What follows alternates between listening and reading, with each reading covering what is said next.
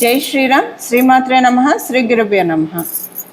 2026 సంవత్సరం జూన్ నెల 2వ తారీఖు నుంచి ఖగోళంలో ఒక ప్రత్యేక అంశం చోటు చేసుకుంటుంది. ఈ ప్రత్యేక అంశము దేవగురువు అయిన బృహస్పతి ఆయన బంగారు పాదాన్ని తన ఉచ్చ రాశి అయిన కర్కాటక రాశిలోకి ఆయన బంగారు పాదాన్ని మోపుతున్నారు. కర్కాటక రాశిలో ఆయన సంచారం సంవత్సరం పాటు ఉంటుంది. మళ్ళీ వచ్చే సంవత్సరం జూన్ ఆయన తదుపరి సింహరాశిలోకి ఆయన అడుగు పెడతాడు. ఈ సంవత్సరము గురు భగవానుడు డిసెంబర్ నెలలో అతిచారంలోకి వెళ్తాడు. అతిచారం అంటే సింహరాశిలోకి వస్తారు. ఆ తర్వాత మళ్ళీ కర్కాటక రాశిలోకి వస్తారు. అంటే ఈ సంవత్సరం మనం మొత్తంగా చూసుకుంటే కనుక గురు భగవానుడు అతిచారంలోకి వెళ్ళడం, మళ్ళీ వక్రగతిలోకి వెళ్ళడం, ఇవన్నీ ఉన్నాయి. ఇవన్నీ మళ్ళీ మనము అప్పుడు ప్రత్యేకంగా మాట్లాడుకుందాం. ఆ డిసెంబర్ నెలలో అప్పుడు మళ్ళీ దాని గురించి ఎలాంటి రిజల్ట్స్ ఉంటాయి అనేది మళ్ళీ చేస్తాను. ఓవరాల్గా అసలు గురు భగవానుడు కర్కాటక రాశిలో ఉండడము, తన ఉచ్చ రాశి, అన్ని రాశుల్లోకి ఆయనకి స్పెషల్ రాశులు కొన్ని ఉంటాయి, 3 ఉన్నాయి. అందులో ఆయన స్వక్షేత్రాలను మినహాయిస్తే ఇంకా స్పెషల్ రాశి, ఇంకా ఆయన ప్రత్యేకమైన రాశి ఉచ్చ రాశి కర్కాటక రాశి. ఈ కర్కాటక రాశిలో ఇప్పుడు గురు భగవానుడు సంచారము ద్వాదశ రాశుల వాళ్ళకి, ద్వాదశ లగ్నాల వాళ్ళకి ఎలాంటి మంచి ఫలితాలు ఇవ్వబోతుంది. మళ్ళీ మనకి ఇలాంటి గ్రహస్థితి రావాలంటే, అంటే మళ్ళీ మనకి గురు భగవానుడు కర్కాటక రాశిలోకి రావాలంటే, ఒకసారి కర్కాటక రాశిలో ఆయన సంచారం ముగించిన తర్వాత మళ్ళీ 12 సంవత్సరాలు పడుతుంది. ఈసారి చాలా విశేషాలతో కూడుకొని ఉంది కర్కాటక రాశిలో గురు భగవానుడు సంచారము. అందులో ఇంకొకటి ఏంటంటే శనేశ్వరుడు, శని మహారాజు మీనరాశిలో ఉండడము. మీనరాశి ఆయన స్వక్షేత్రము. ఇప్పుడు రేవతి నక్షత్రంలో శని భగవానుడు సంచారం సాగుతూ ఉంది. 9వ దృష్టితో ఆయన మీనరాశిని చూడడము, ఇదొక స్పెషల్ అంశము. కాలపురుషుడు కుండలిలో వ్యయరాశి మీద ఆయన దృష్టి పెట్టారు. సో ఈ వ్యయరాశి మీద ఆయన దృష్టి పెట్టడము, ఆయన స్వరాశి అవ్వడము, అందులో ఉచ్చరాశిలో ఉండి చూడడము, ఇవన్నీ కూడా చాలా అంటే చాలా మంచి ఫలితాలని ద్వాదశ రాశుల వాళ్ళకి, ద్వాదశ లగ్నాల వాళ్ళకి కలగజేస్తుంది. కొన్ని రాశుల వాళ్ళకి, కొన్ని లగ్నాల వాళ్ళకి కొంచెం వాటిని అందుకోవడంలో కొంచెం వారు చేయాల్సి ఉంటుంది. అవేంటో మనం చూద్దాము. ఇప్పుడు మొత్తంగా అసలు ద్వాదశ రాశుల వాళ్ళకి, ద్వాదశ లగ్నాల వాళ్ళకి, 27 రాశుల వాళ్ళకి గురు భగవానుడు ఆయన ఉచ్చక్షేత్రమైన కర్కాటక రాశిలో ఉంటూ కాలపురుషుడు కుండలిలో నుంచి చతుర్థ స్థానంలో ఉంటూ ఆయన ఎలాంటి ఫలితాన్ని ప్రసాదిస్తారో చూద్దాము. మనము శ్రీరామచంద్రమూర్తి జన్మజాతకం తీసుకుంటే ఆయన పుట్టినప్పుడు గురు భగవానుడు బృహస్పతి ఆయన ఉచ్చ రాశిలో ఉన్నాడు, కర్కాటక రాశిలో ఉన్నాడు. అలాగే శ్రీకృష్ణ పరమాత్ముడు ఆయన జన్మజాతకం చూసుకుంటే ఆయన జన్మజాతకంలో కూడా గురు భగవానుడు ఉచ్చక్షేత్రంలో ఉన్నాడు, అంటే కర్కాటక రాశిలో ఉన్నాడు. అలా ఇప్పుడు అందరికీ కూడా, అంటే మనందరికీ కూడా ఉచ్చ రాశిలో ఆయన ఉన్నాడు. ఇది ప్రతి ఒక్కళ్ళకి వర్తిస్తుంది. ఇప్పుడు కొంతమంది ఉంటారు అదృష్టవంతులు, వాళ్ళు పుట్టినప్పుడే గురు భగవానుడు కర్కాటక రాశిలో ఉన్నవాళ్ళు. అలా ఇప్పుడు మీరు ఎవరైనా ఉంటే కనుక మీకు ఇంకా చాలా మంచి ఫలితాలు వస్తాయి, అంటే ఎక్కువ ఫలితాలు, రెట్టింపు ఫలితాలు ఉంటాయి. అలా లేకపోయినా కూడా కాలపురుషుడు కుండలిలో ఆయన కర్కాటక రాశిలో సంచారము ద్వాదశ రాశుల వాళ్ళకి, ద్వాదశ లగ్నాల వాళ్ళకి మంచి ఫలితాలని ప్రసాదిస్తుంది. ఈ ఫలితాలు ఏంటి, ఇవన్నీ కూడా ఇప్పుడు మనం 1 by 1 ప్రతి ఒక్క రాశికి విడివిడిగా మాట్లాడుకుందాం. ఇప్పుడు గురు భగవానుడు ఉచ్చ రాశిలో ఆయన ఎలాంటి ఫలితాలు ఇస్తారు అని మనం తెలుసుకోవడానికి ముందుగా కొన్ని ప్రత్యేక మీ జన్మ కుండలిలో కనుక గురు భగవానుడు మీరు పుట్టినప్పుడు కర్కాటక రాశిలో ఉంటే చాలా మంచి ఫలితాన్ని ఇస్తారు. ఎవరికైనా గురు భగవానుడు మకర రాశిలో ఉంటే, అంటే మకర రాశి ఆయన నీచక్షేత్రం, ఇప్పుడు వాళ్ళకి చాలా బాగా ఉంటుంది. అసలు మామూలుగా అయితే మకర రాశి ఆయన నీచ రాశి కాబట్టి ఇప్పుడు చాలా బాగుంటుంది. అంటే ఇక్కడ సమసప్తకాలు అవుతాయి. ఆయన నీచ రాశిలో ఉన్నాడు, మళ్ళీ ఇక్కడ గోచార గురుడు కర్కాటక రాశిలో ఉన్నాడు. సో సమసప్తక స్థితి ఇరుగురు వర్యులకి కూడా చాలా మంచి ఫలితాలని కలగజేస్తుంది. అలాగే కర్కాటక రాశిలో ఉంటే ఇది చాలా మంచిది, ఎందుకంటే జన్మగురుడు మీద గోచార గురుడు సంచారము, ఇది చాలా మంచి ఫలితాలను ఇస్తుంది. అలాగే ఎవరికైనా వృశ్చిక రాశిలో గురు భగవానుడు ఉంటే ఆయన 5వ దృష్టితో చూస్తూ ఉంటారు కాబట్టి మంచి ఫలితాలను ఇస్తుంది.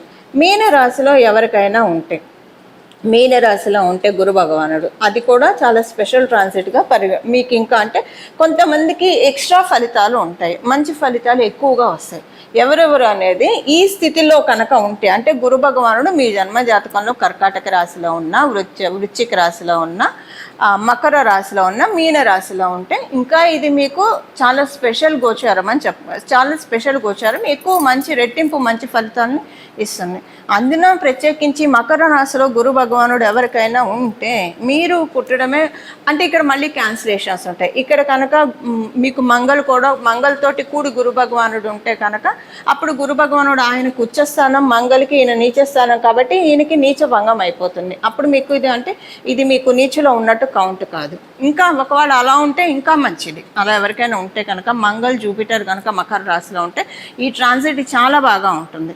అలా లేదు ఉత్తగా జూపిటరే ఉన్నారు అనుకోండి, ఉత్తగా గురు భగవానుడే ఉన్నాడు అనుకోండి మకర రాశిలో, ఇంకే ప్లానెట్స్ ఉన్నా కౌంట్లోకి రాదు. మంగళ ఉంటేనే ఆయనకి ఇక్కడ క్యాన్సిలేషన్ అవుతుంది. ఒకవేళ జూపిటర్ రెట్రోగ్రేషన్లో ఉన్నా కూడా ఆయన ఉచ్చ స్థానంలోనే ఉన్నట్టు కన్సిడర్ అవుతుంది మకర రాశిలో. అసలు మామూలుగా ఇదంతా లేకుండా జూపిటర్ కనుక గురు భగవానుడు కనుక మకర రాశిలో ఉంటే ఇది ఇంకా స్పెషల్ ట్రాన్సిట్ అవుతుంది. మీరు మీ జన్మ జాతకంలో కనుక గురు భగవానుడు మకర రాశిలో ఉంటే మీరు గురుబలం లేకుండా పుట్టారు కాబట్టి ఇప్పుడు మీరు దాన్ని మళ్ళీ వచ్చే 12 సంవత్సరాల వరకు ప్రొటెక్ట్ చేసుకోవడానికి అవకాశం ఉంటుంది. దానికోసం ఈ సంవత్సరం మొత్తం కూడా గురు భగవానుడు ఆరాధన చేస్తే చాలా మంచి ఫలితాలు ఉంటాయి. ఇప్పుడు నేను చెప్పిన ఈ ప్రత్యేక గ్రహస్థితిలో ఉన్న వాళ్ళ మటుకే కాదండి, మనందరికీ కూడా మళ్ళీ 12 సంవత్సరాల వరకు కూడా మనం గురుబలాన్ని సెక్యూర్ చేసుకోవడానికి, గురుబలాన్ని భద్రపరచుకోవడానికి, ఇప్పుడు ఆహార నిల్వలు చేసుకుంటే మనకి డబ్బు నిల్వలు చేసుకుంటాం, ఆహార నిల్వలు చేసుకుంటాము, సేవింగ్స్ చేసుకుంటాము. ఇవన్నీ మనం మెటీరియల్గా చేసేది. మనం అకల్ట్గా ఏం చేస్తున్నాము, స్పిరిచువల్గా ఏం చేస్తున్నాము, మనం చేసే ప్రతి మంచి పని కూడా మనకి గురుబలాన్ని యాడ్ చేస్తూ ఉంటుంది. ఈ సంవత్సరం ఎంత ఎప్పుడు మంచి పనులు చేస్తూ ఉండాలి. ఈ సంవత్సరం ఎంత వీలైతే అంత మంచి పనులు చేస్తూ ఉంటే కనుక గురుబలం ఆటోమేటిక్గా యాడ్ అయిపోతుంది. మీరు గురుతత్వం కల దేవీ దేవతని పూజించినా పూజించకపోయినా కూడా మానవ సేవ మాధవ సేవ అన్న చందాన మీరు ఉన్నవాళ్ళైతే మీరు ఎప్పుడు గురుబలంతో ఉన్నవాళ్ళే. ఇప్పుడు ఇంకా దాన్ని చేస్తే కనుక ఇంకా మంచి ఫలితాన్ని చూడొచ్చు. సో ఇలా మనం అందరం కూడా 12 సంవత్సరాల వరకు గురుబలాన్ని సెక్యూర్ చేసుకోవడానికి this is the right time undoubtedly. ఇప్పుడు మనం విడివిడిగా ప్రతి ఒక్క రాశి వాళ్ళకి గురు భగవానుడు ఎలాంటి ఫలితాన్ని ప్రసాదిస్తాడు అన్న విషయాన్ని చూద్దాం. కన్యారాశి కన్యా లగ్నంలో పుట్టిన వాళ్ళకి, కన్యారాశి కన్యా లగ్నంలో పుట్టిన వాళ్ళందరికీ కూడా ఇది మంచి సమయము. మీకు లాభస్థానంలో ఆయన సంచారం చేస్తూ ఉన్నారు, మంచి ఫలితాలను ఆయన ప్రసాదిస్తారు. మీకు కనుక యంగర్ సిబ్లింగ్స్ ఉంటే కనుక వాళ్ళతోటి మీకు కొంత అంటే మంచి అనుకూలమైన వాతావరణం ఉంటుంది, వాళ్ళకి మంచి ఫలితాలు వస్తాయి. మీ యంగర్ సిబ్లింగ్స్కి, మీకు ఎల్డర్ సిబ్లింగ్స్కి కూడా చాలా మంచి ఫలితాలు వస్తాయి మీకు లాభస్థానంలో ఉండడం వల్ల. మీ ఎల్డర్ సిబ్లింగ్స్ ఎవరైతే ఉన్నారో వాళ్ళకి చాలా మంచి అనుకూలమైన ఫలితాలు వాళ్ళకు ఉంటాయి. అదృష్టం ఇద్దరికీ అదృష్టంగా ఉంటుంది. సో మీ సిబ్లింగ్స్కి మీకు అదృష్టకరమైన టైం ఒకటేసారి ప్రారంభమైందా అని మీకు అనిపిస్తుంది. అలా ఉండేటి ఈ సంవత్సరం గోచారం సూచిస్తుంది. అలాగే మీరు కనుక వివాహ ప్రయత్నాలు చేస్తూ ఉంటే వివాహ ప్రయత్నాలు సఫలీకృతం అవుతాయి. వివాహితులు ఎవరైనా కూడా మీ వైవాహిక జీవితంలో పొరపచ్చాలు ఉంటే అవి కూడా సద్దుమణిగే ఛాన్స్ ఈ సమయంలో చాలా చక్కగా ఉంది. సంతానం విషయంలో చాలా ప్రశాంతత ఉంటుంది. సంతానం యొక్క పురోభివృద్ధి చాలా బాగా ఉంటుంది. సంతానం మంచి నడవడిక, అంటే ఇప్పుడు కొంతమంది చదువుకోకుండా టైం వేస్ట్ చేస్తుంటారు. మంచి నడవడిక అంటే ఏంటి, చదువుకొని టైంను వాళ్ళు చాలా కరెక్ట్గా ఎంగేజ్ చేస్తారు. అది మీకు చాలా సంతోషంగా అనిపిస్తుంది. మొండితనాన్ని విడిచిపెట్టేస్తారు. ప్రతిదీ కూడా పిల్లలు అర్థం చేసుకోవడానికి ప్రయత్నిస్తారు. ఇంత చక్కగా అర్థం చేసుకుంటున్నారు. మీకు అనిపిస్తుంది నేను కూడా నా చిన్నప్పుడు ఇంత అర్థం చేసుకున్నాను మా పేరెంట్స్ని, నేను ఏం పుణ్యం చేసుకున్నాను, నాకు ఇంత మంచి పిల్లలు పుట్టారో అర్థం చేసుకునే పిల్లలు అని అనిపిస్తుంది. అంటే చాలా పాజిటివ్ మైండ్ సెట్ ఉంటుంది మీ పిల్లలకి, చాలా బాగా పాజిటివ్గా ఆలోచిస్తారు. కొన్నిసార్లు మీరు కూడా మీ మైండ్ సెట్ని మార్చుకుంటారు. ఇది ఇలా ఆలోచించాలి, ఇలా ఆలోచించకూడదు, ఇలా ఆలోచించడం తప్పని. మీకే వాళ్ళు ఒక్కొక్కసారి మనకన్నా చిన్నవాళ్ళు పెద్దవాళ్ళు అని కాదు, కొన్నిసార్లు గురు భగవానుడు ఏదో ఒక రూపంలో మనకు ఒక చీమ రూపంలో కూడా మనకి గురుతత్వాన్ని బోధించవచ్చు. ఎందుకంటే సకల చరాచర సృష్టి మొత్తం కూడా భగవంతుడి వ్యాప్తమైంది, విష్ణుమూర్తి వ్యాప్తి అయింది, పరమశివుడు బ్రహ్మ విష్ణు మహేశ్వరుల సృష్టి కాబట్టి అలా మీకు అనిపిస్తుంది. మీరు సంతానం కోసం ప్రయత్నిస్తూ ఉంటే చాలా బాగా ఉంటుంది. రికగ్నైజేషన్ అది చాలా చక్కగా ఉంటుంది, మీకు మంచి రికగ్నైజేషన్ ఉంటుంది. గురుబలం చాలా బలంగా ఉంది కాబట్టి డబ్బు సేవింగ్స్ చేసుకోవడానికి అనుకూలము. అయితే ఇక్కడ ఎలా ఉంటుందంటే ఎప్పటికప్పుడు మీరు సేవ్ చేసుకోవాలనుకోవడము ఏదో ఒక ఖర్చు వచ్చి పడుతుంది. ఎప్పటికప్పుడు మీరు సేవ్ చేసుకుంటాను అనుకుంటారు, ఏదో ఒక ఖర్చు మీరు అనుకుంటారు ఈ నెల ఈ ఖర్చు ఎక్స్ట్రా వచ్చింది, ఇంకొచ్చే నెల ఇది ఉండదు, పర్వాలేదు, వచ్చే నెల సేవ్ చేసుకోవచ్చు అనుకుంటారు. మళ్ళీ వచ్చే నెల ఇంకొకటి, అలా ఉంటుంది. అంటే ఏదో ఒకటి చేసి మీకు సేవింగ్స్కి ముడిపడకుండా ఉండే ఛాన్సెస్ ఉంది. కాబట్టి అందుకే మనం పరిహారం చేసుకుంటే ఈ ప్రాబ్లం ఉండదు. ఏం చేసుకోవాలో కూడా నేను ఇప్పుడు చెప్తాను. ఇలా కన్యా రాశి కన్యా లగ్నంలో పుట్టిన వాళ్ళందరికీ కూడా చాలా మంచి ఫలితాలు ఇస్తున్నాడు. కాకపోతే గురు భగవానుడు మీకు పూర్తిగా అనుకూలుడు కాదు కాబట్టి ఆయన మీరెంత ప్యూర్గా ఉంటే అంత మంచి ఫలితాన్ని ఇస్తాడు. అసలు మీకనే కాదండి, ద్వాదశ రాశి వాళ్ళు, ద్వాదశ లగ్నాల వాళ్ళకి కూడా ఆయన ప్యూరిటీ చెక్ చేస్తాడు. ప్యూరిటీ అంటే ఏంటి? మన పని మనం చేసుకుంటూ ఒకళ్ళకి వీలైతే హెల్ప్ చేయడం, ఎవరిని ఇబ్బంది పెట్టకుండా ఉండడము, ఎవరిని ప్రత్యక్షంగా పరోక్షంగా విమర్శించకుండా ఉండడము, మన వల్ల అవతల వాళ్ళకి ఎలాంటి ఇబ్బంది కలగకుండా మన దైనందిన జీవితంలో మన పనులు మనం చేసుకుంటూ వెళ్ళడము.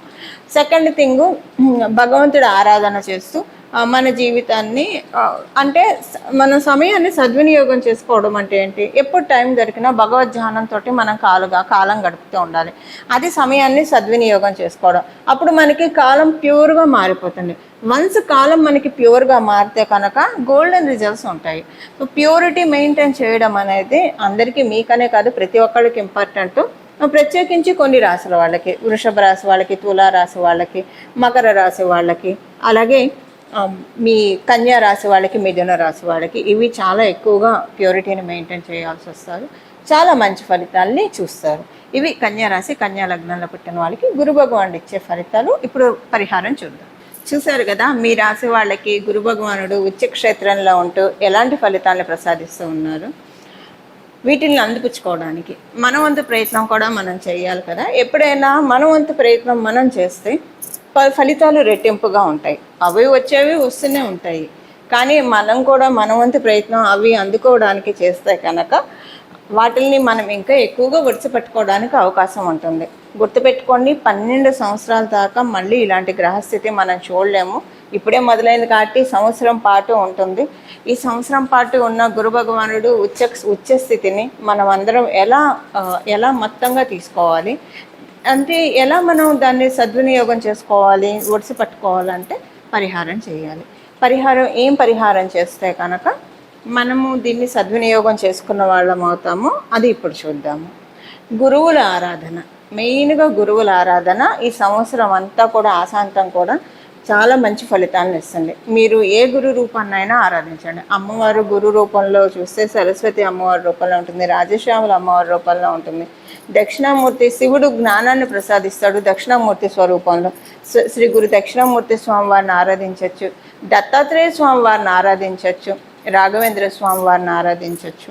కృష్ణ మందిర జగద్గురు, మనకి కృష్ణుడు కూడా, కృష్ణ పరమాత్మ కూడా జగద్గురువు. సో ఆది గురువు శంకర భగవత్పాదులను ఆరాధిస్తారా, లేదా సాయిబాబాని ఆరాధిస్తారా, మీ ఇష్టం. ఏ దేవీ దేవతలనైనా సరే ఈ సంవత్సరం మొత్తం కూడా గురువు సమానమైన దేవీ దేవతను, గురు సమానం కాదు, గురుతత్వాన్ని సూచించే దేవీ దేవతలను ఆరాధిస్తే కనుక చాలా మంచి ఫలితాలు వస్తాయి. ఇప్పుడు ఒక వారం ఏంటంటే, అందుకే మనకి గోచారంలో గ్రహస్థితులు తిరుగుతూ ఉంటాయి. ఎందుకంటే సపోజ్ ఎవరైనా పుట్టినప్పుడు వాళ్ళకి గురుబలం లేదనుకోండి, ఎగ్జాంపుల్కి గురుబలం లేకపోతే కనుక జీవితంలో చాలా ఇబ్బందులు ఉంటాయి. అంటే లక్ మనకి కావాలంటే గురుబలం ఉండాలి. ఇది వీళ్ళ అదృష్టవంతులు వీళ్ళకి అన్నీ అలా అయిపోతూ ఉన్నాయంటే గురుబలం ఉంటే అవుతుంది. ఇలా గురుబలం అందరికీ దొరకకపోయినా భగవంతుడు అవ్యాజ కరుణామూర్తి కాబట్టి ప్రతి సంవత్సరం కూడా గోచారంలో వచ్చే ఇలాంటి స్థితిగతుల వల్ల మన జన్మజాతకంలో గురుబలం ఉంటే దాన్ని ద్విగుణీకృతం చేసుకోవడానికి, ఒకవేళ జన్మజాతకంలో గురుబలం లేకపోతే దీనిని పెంపొందించుకోవడానికి మరియు దాన్ని తీసుకోవడానికి, గురుబలాన్ని మనం తీసుకోవడానికి, అబ్జర్వ్ చేసుకోవడానికి ఇది చాలా సరైన అవకాశం. ద్వాదశ రాశుల వాళ్ళకి, ద్వాదశ లగ్నాల వాళ్ళకి, 27 నక్షత్రాల వాళ్ళకి కూడా అందువల్ల గురుతత్వాన్ని సూచించే దేవీ దేవతల్ని ఈ సంవత్సరం మొత్తం కూడా ఆరాధిస్తే చాలా మంచిది. ప్రతిరోజు కూడా ఉదయాన్నే నిద్ర లేస్తుంది మనం ఇక్కడ తల మీద చేపెట్టుకొని వందే గురు పదద్వంద్వం, వందే గురు పదద్వంద్వం, వందే గురు పదద్వంద్వం అనే నామాన్ని ఉచ్చరిస్తూ లేవడము. అంటే ఇక్కడ మనకి గురు పాదకులు ఉంటాయి శిరస్సు మీద, అందుకే మనకి ఇది చాలా పవిత్రమైన స్థానం. ఇక్కడ ఈ స్థానం పవిత్రమైన స్థానం. ఉదయాన్నే లేస్తూనే ఇలాగా వందే గురు పదద్వంద్వం అని ఎప్పుడైతే మనం చెప్పుకుంటూ ఉంటామో అంటే దీని అర్థం ఏంటి, గురువు యొక్క ఈ రెండు గురువు యొక్క పాదాలకి శిరస్సు ఉంచి ప్రణామం చేస్తూ ఉన్నానని చెప్పి ఈ మంత్రం యొక్క అర్థం. ఇలా ఉదయాన్నే అనుకుంటూ లేవడం వల్ల మన జన్మజాతకంలో గురుబలం పెరుగుతుంది. మీరు అదృష్టవంతులయ్యి మీ జన్మజాతకంలో గురుబలం ఉంటే ఇది ఇంకా యాడెడ్ అడ్వాంటేజ్ అవుతుంది. ఇప్పుడు ఇలా మనం గురుబలాన్ని పెంపొందించుకొని మన జీవితాన్ని ఉన్నంతలో అదృష్టవంతంగా మార్చుకోవడానికి చక్కటి సదావకాశాన్ని గోచారంలో బృహస్పతి ప్రసాదిస్తూ ఉన్నారు. గోచారంలో బృహస్పతికి అన్ని ప్లానెట్స్ కూడా చాలా భక్తితో ఆరాధిస్తాము. ఇంకా గురు భగవానుడు అంటే అత్యంత భక్తి శ్రద్ధలు కనుక గురు భగవానుడి పాదాలకి శిరస్సు ఉంచి ప్రణామం చేస్తూ మనందరికీ కూడా సన్మంగళాలు మన జీవితంలో కలగాలని చెప్పి మనస్ఫూర్తిగా కోరుకుంటూ మంగళం. నమో భగవతే వాసుదేవాయ.